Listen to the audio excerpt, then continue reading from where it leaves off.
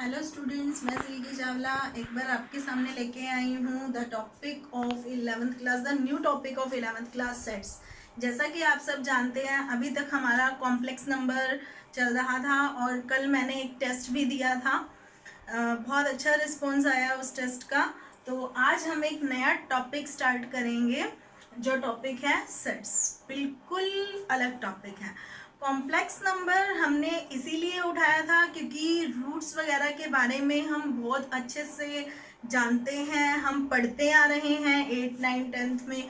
तो that's why वो उसका आगे मतलब इससे एक्सटेंड टॉपिक ही था रूट्स का। लेकिन ये जो टॉपिक है ये बिल्कुल ही न्यू टॉपिक है, तो ध्यान से समझेंगे कि ये क्या है। नाम है सेट्स। सेट्स होता क्या है? सेट्स होता है well defined collection of objects. well defined collection of objects. well defined से हम क्या समझते हैं? well defined से हम समझते हैं जो हम बिना हेजिटेशन के जो बात बोलते हैं। बिना हेजिटेशन का मतलब, मैं अगर आप लोगों से पूछती हूँ कि the interesting topic in mathematics, सबसे इंटरेस्टिंग टॉपिक क्या है मैथमेटिक्स में, तो ये जो आंसर होगा सभी स्टूडेंट्स का बिल्कुल डिफरेंट होगा। हो सकता है किसी की पॉलिनोमियल इंटरेस्टिंग हो, किसी के लिए ट्रिग्नोमेट्री इंटरेस्टिंग हो, तो उसको हम एक वेल डिफाइंड कलेक्शन बिल्कुल भी नहीं बोलेंगे। अब तो कैसे हम डिफाइन करेंगे वेल डिफाइंड कलेक्शन को? फॉर एग्जाम्पल मैंने आपको कह दिया इंग्लिश अल्फाबेट्स जो हैं इसमें मुझे वॉवल्स बताइए, तो आप बिना हेजिटेशन के आप आंसर दे देंगे AEIOU, कोई हेजिटेशन नहीं होगी। मैंने आपको बोल दिया फैक्टर्स ऑफ 24 बताइए, आई थिंक सभी का आंसर सेम होने वाला है। किसी का डिफरेंट होगा तो आगे पीछे होकर वो सेम आ जाएगा। मैंने आपको कह दिया रिवर्स के नेम बताइए इन इंडिया, तो भी आप बहुत अच्छे से बता देंगे। मैंने कह दिया प्राइम मिनिस्टर्स जो लिस्ट है ओल्ड प्राइम मिनिस्टर्स की, जो पास्ट प्राइम उनकी लिस्ट बताइए, तो वो भी आप बता देंगे। तो जो मतलब बिना हेजिटेशन के जो हम आंसर दे सकते हैं वो हमारे क्या होते हैं? सेट्स होते हैं। क्लियर? मैंने यूं कह दिया a good hockey player in India, ये सेट नहीं है। क्यों नहीं है? जरूरी नहीं है जो इंडिया टीम में होगा वही गुड होगा, हो सकता है कहीं और गुड हो और हमें उसके बारे में मालूम ही ना हो, तो वो सेट्स नहीं है। क्लियर? तो सेट्स स्टार्ट करने से पहले हमें कुछ नोटेशन पता होनी चाहिए। नोटेशन मतलब क्या कि हम नंबर्स को कैसे राइट करते हैं। हम सबने नेचुरल नंबर्स पढ़े हैं, होल नंबर्स भी पढ़े हैं। नेचुरल नंबर को डिनोट करते हैं किससे? कैपिटल N से। ये हमारे कौन से नंबर्स हैं? Natural numbers. क्योंकि अब ये नोटेशन का यूज होगा, सामने वाला यूं नहीं कहेगा, वो सीधा बोल देगा x बिलोंग्स टू z। अब आपको पता ही नहीं होगा कि z होते क्या है, तो और 10th क्लास तक ये आते भी नहीं है। ठीक है, तो सबसे पहले आज हम इनकी नोटेशन पढ़ेंगे, सेट्स के टाइप्स पढ़ेंगे, सेट्स लिखते कैसे हैं वो पढ़ेंगे, उसके बाद हम एक्सरसाइज पर भी आएंगे। क्लियर? तो कैपिटल N किसको डिनोट करते हैं? नेचुरल नंबर्स को। नेचुरल नंबर सभी को मालूम है, स्टार्ट कहाँ से होते हैं? 1 से। 1 से कहाँ तक? इनफिनिटी तक। ठीक है। W डिनोट करता है किसको? नोटेट करता है होल नंबर्स को। Capital Z integers. इंटीजर्स सभी को मालूम है, -3, -2, -1, 0, 1, 2, 3 गोज टू इन्फिनिटी। हाँ, अगर ये बोल देता है ना Z प्लस, तो इसमें सिर्फ इंटीजर्स के पॉजिटिव नंबर्स आ जाते हैं, और अगर ये बोल देता है Z माइनस, तो इसमें नेगेटिव नंबर्स आ जाते हैं। क्लियर? नेचुरल हो गए, होल हो गए, इंटीजर्स हो गए। इसके बाद आता है हमारा Q। Q डिनोट करता है हमारे कौन से नंबर को? रैशनल नंबर्स को। रैशनल नंबर्स क्या होते हैं?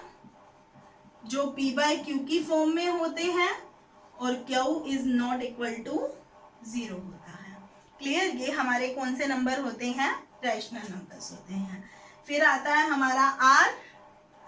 r हमारे कौन से नंबर होते हैं? रियल नंबर्स होते हैं। Real numbers, every number is real. Clear itself? Now last c, बताया था ये मैंने आपको, ये हमारे कौन से नंबर होते हैं? कॉम्प्लेक्स नंबर्स होते हैं। कॉम्प्लेक्स नंबर किस फॉर्म में हम राइट करते हैं? a plus iota b। Clear?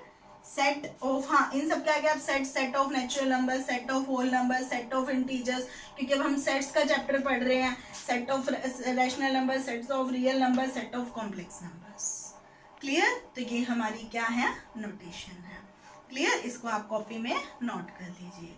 अब हम जो नेक्स्ट टॉपिक हम ला रहे हैं, एक बार मैं फिर से रिवाइज करा देती हूँ। सेट्स हमारा क्या होता है? वेल डिफाइंड कलेक्शन होता है ऑब्जेक्ट्स का। वेल डिफाइंड का मतलब जिसको हम बिना हेजिटेशन के बोल सकते हैं। ठीक है? नोटेशन फॉर सेट्स बता दिया मैंने आपको, जो ये हमारे नंबर्स की क्या है? नोटेशन होती है।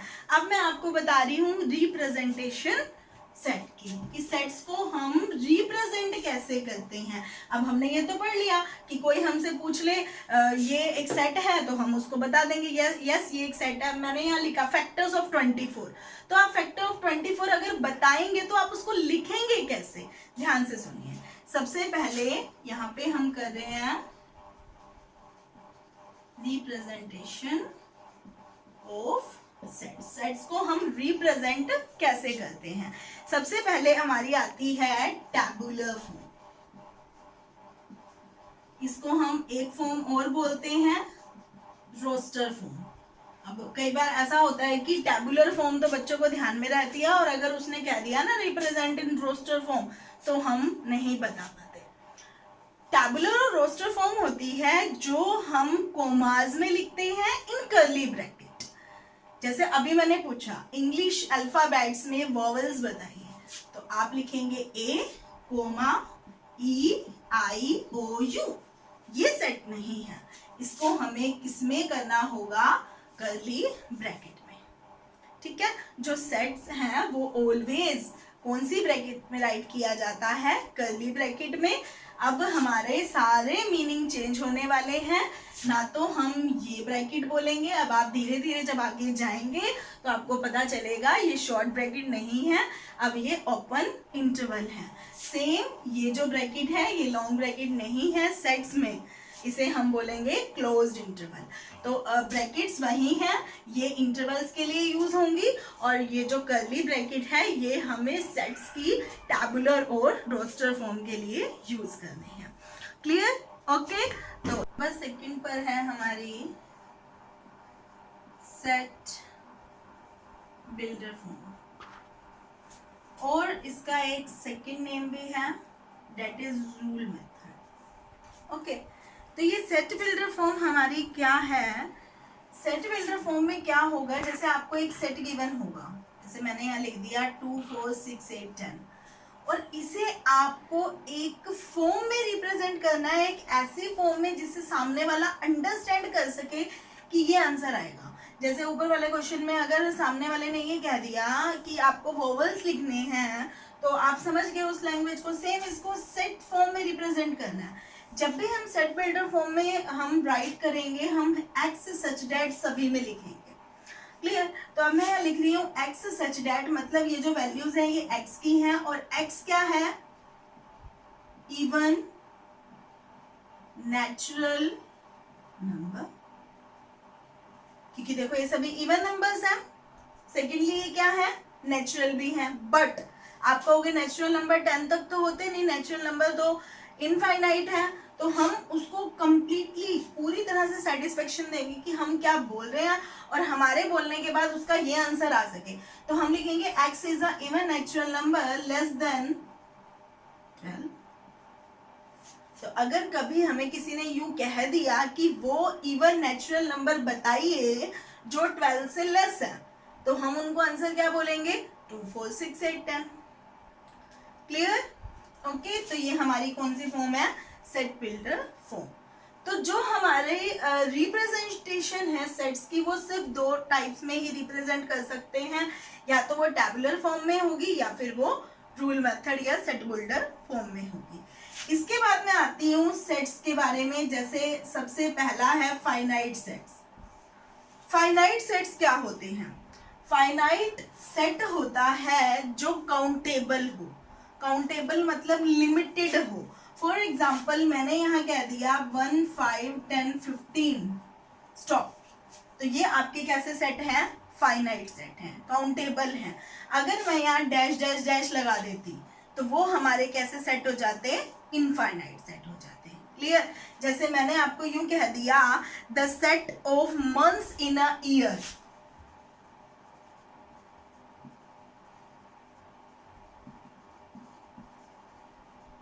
ईयर में आपको मंथ्स का सेट बनाना है। अब आपको पता है वो जन फेब हमारे कितने हो जाएंगे? 12।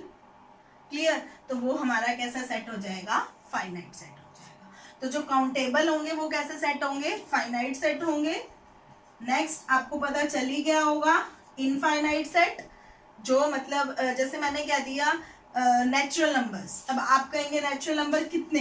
1, 2, 3, 4, 5 बता देंगे एज टू ऑन, क्योंकि ये इनफाइनाइट है, हमें नहीं पता ये कहाँ तक गए हैं। मैंने यहाँ कंडीशन दी थी लेस देन 12, तो ये फाइनाइट सेट हो गया। अगर मैं नोटेशन बता रही हूँ जैसे कैपिटल एन नेचुरल नंबर की नोटेशन है, तो वो हमारे कैसे सेट हो गए? इनफाइनाइट सेट हो गए।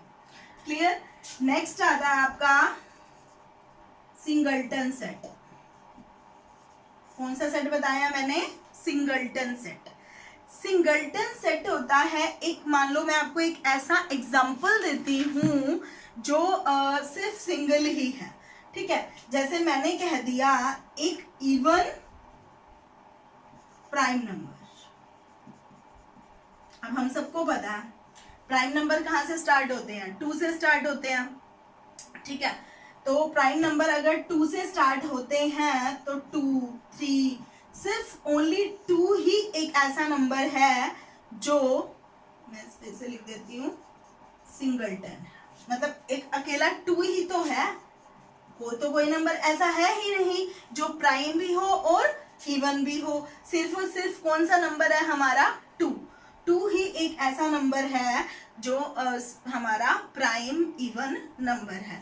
तो ये हमारा कैसा सेट हो गया? सिंगलटन सेट हो गया। क्लियर? तो जिस सेट का आंसर सिर्फ एक एलिमेंट में आएगा उसे हम कौन सा सेट बोल देंगे? सेट बोल देंगे सिंगलटन सेट। नेक्स्ट आता है हमारा नल सेट। नाम से ही पता है, नल बिल्कुल खाली, जिसके अंदर कोई भी एलिमेंट ना हो। अगर आप में से कोई ये सोच रहा है कि जीरो आपका नल सेट नहीं है, क्योंकि 0 भी एक एलिमेंट है। क्लियर?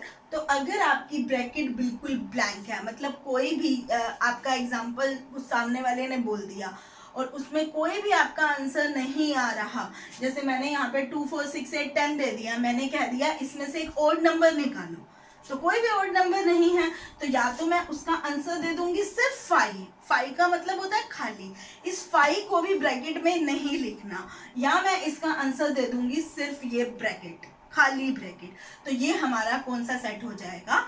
नल सेट हो जाएगा। इसे हम वॉइड सेट भी बोल सकते हैं, एम्प्टी सेट भी बोल सकते हैं। तो वो देख लेना, जैसे सामने वाले ने पूछा है उसमें में आपको क्या देना होगा? आंसर देना होगा। Clear students? तो आज हमारा जितना भी ये टॉपिक हुआ है, सबसे पहले मैंने आपको सेट्स के बारे में बताया है, फिर कुछ सेट्स के एग्जाम्पल हुए हमारे, उसके बाद रिप्रेजेंटेशन हुई है सेट की, टैबुलर फॉर्म होगी, सेट बिल्डर फॉर्म होगी, इसके बाद हमारे फाइनाइट सेट हो गए, इनफाइनाइट सेट हो गए, सिंगलटन सेट हो गए, नल सेट हो गए। 4 टाइप के ये हमारे क्या हो गए? सेट्स हो गए। तो आप सबसे पहले, क्योंकि ये आप फर्स्ट टाइम कर रहे हैं, आप बुक में से अपने ये सारा एक बार उसको रिवाइज करेंगे। अभी तक जितना हुआ है सिर्फ नल सेट तक आप अच्छे से करेंगे। Tomorrow we will do 3 types of 3, और अभी हमारे सेट्स रह गए हैं, इक्वल सेट है, इक्विवेलेंट सेट है, कार्डिनल नंबर ऑफ सेट्स हैं, वो 3 टाइप्स, प्लस हम इसकी एक्सरसाइज भी करेंगे। Clear students? Okay, thank you so much.